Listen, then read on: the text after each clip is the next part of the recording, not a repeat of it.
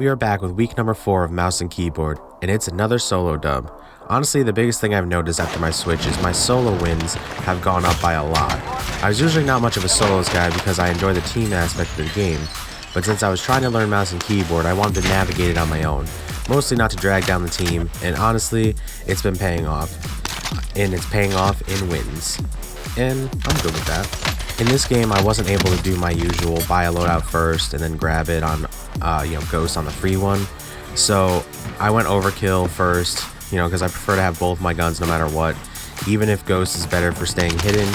My matches tend to be a bit nuts in solos. Some matches, there can be 30 people left by second circle, 25 by the beginning of the third. So I figure, I'm going to have to sweat it out. These people aren't going to miss their shots, and most of them are here for kills, so I'd rather be able to have amped and be able to swap my guns really fast in a fight.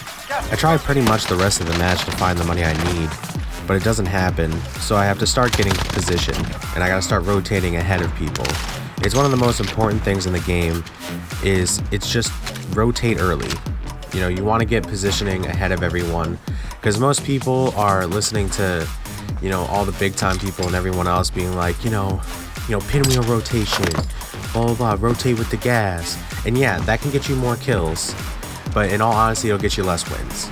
If you're working on, your shots, getting better in fights, I would recommend a pinwheel rotation.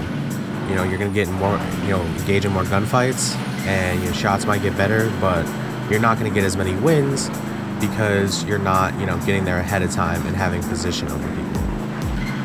So I got bored with running like my usual loadouts, so I actually decided to build an M16. I didn't have it fully leveled up because I didn't basically have the suppressor and the last mag to use on the gun. So I built some janky M16, and I'll be honest with you, the Cold War guns, you don't really know what the stats will be because the stat bars aren't accurate. But this gun's a 2 burst to the head, easy. And if you're a controller player, still, it might be for you. Mouse and keyboard, yeah, once you get there and you can hit your shots perfectly, yeah, it would be fantastic. But in the beginning, I wouldn't recommend using burst guns because most of them, you have to hit your headshots in order to, down someone quickly. But most of the time, it'll take 4 to 5 bursts to the chest to actually down someone. Also, 2 big tips. 1, grab a trophy and throw it on your car. Honestly, lately, trophies have been coming in handy. A lot of people have been running C4 and rocket launchers again in solos, so make sure you throw the trophy on your car.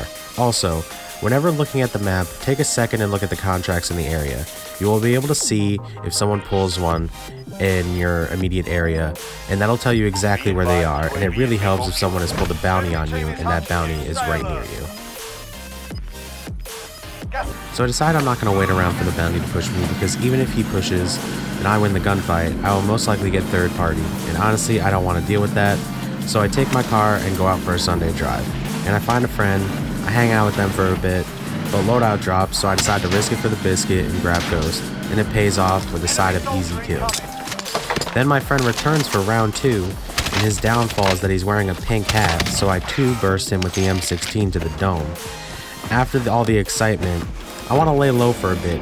I feel like the more kills I get in a game, I get COD karma. And what I mean by that is the more kills I get, the more I feel like something bad's going to happen and someone's going to shoot me in the back. So as it gets closer to the end, I slow up and let other players pick each other off. Listen, I hear so many people complain about people hanging in bushes, but it's part of the game. So many players use it, and if they don't, they don't admit it, that's on them. I don't know how many times I've seen a player who talks smack to me, drops double digits in a game, and at least 4 or 5 of those kills were from him hiding in a bush or in a building. So honestly, bushes are a great place to lay low, and if you run a darker skin, it's perfect. Also, in the end circle, switch between running and crouch walking. Footsteps in the game are pretty loud, and when working properly, and you can hear them plain as day in the end circle, because there's sometimes not a lot of fighting, so there's no gunshots to muffle the sound of footsteps, so you can literally hear someone who's right next to you without a problem. So be careful. Go.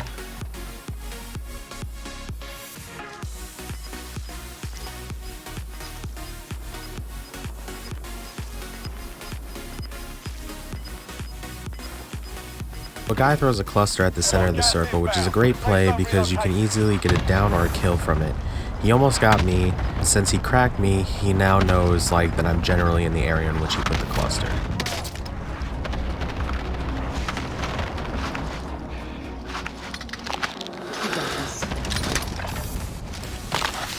I move up and I'm going to see them in a gunfight. And a lot of the times people will make the mistake of pushing the guy that they see first and shooting them. It's the best to let that gunfight settle and kill the person who's left. If you shoot them in the middle of a fight, then you're going to kill one guy. The other guy's going to have time to plate up and heal while he's doing that. And you're not going to know where he moved because you're not going to have visual on him. Just watch the fight, see what happens, and then make your move.